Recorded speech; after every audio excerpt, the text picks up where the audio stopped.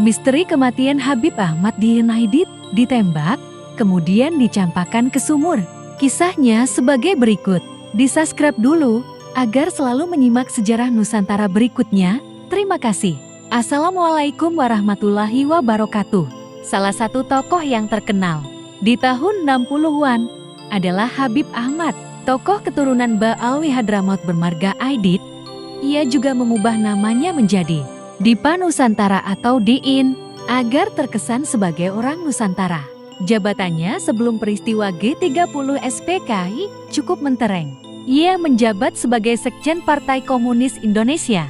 Kisah dari akhir riwayat Aidit dimulai dari kegagalan pemberontakannya pada 30 September tahun 1965.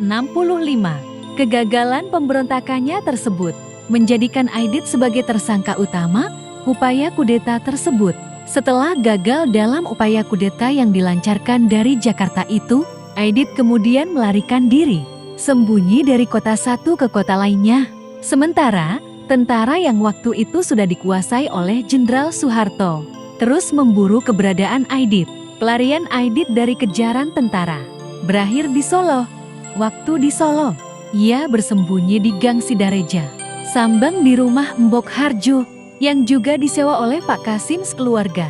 Melalui penggeledahan yang sangat alot, akhirnya dari penjelasan Pak Kasim terungkap bahwa persembunyian Aidit di kamar tidurnya, di balik almari makan yang sederhana. Dian Aidit, yang nama aslinya Ahmad itu, ditangkap oleh Brigade 4 Infanteri di Solo pada 22 November tahun 1965. Keesokan paginya, Aidit ditembak mati di daerah Boyolali, Jawa Tengah. Banyak versi soal penangkapan dan kematian Dian Aidit, tetapi tidak pernah mendapat versi yang benar-benar dapat dipercaya. Aidit dibunuh oleh tentara, konon tidak melalui pengadilan. Isunya Aidit dibunuh dengan brutal. Ada yang bilang dibunuh dengan dilemparkan ke dalam sumur, kemudian ditambaki. Ada juga yang bilang dibunuh dengan langsung ditembak mati, dan lain sebagainya. Banyaknya versi mengenai tata cara dibunuhnya Aidit yang beragam itu, kemudian mengaburkan kisah sebenarnya mengenai bagaimana dieksekusi matinya Dian Aidit. Biarpun demikian, dari keseluruhan kisah yang ada, semuanya sepakat bahwa Dian Aidit wafat dibunuh di Boyolali. Mayatnya pun dikisahkan dikuburkan di Boyolali. Wafatnya Dian Aidit pada 22 November tahun 1965. Kemudian mengakhiri riwayat komunis dan khususnya PKI di Indonesia.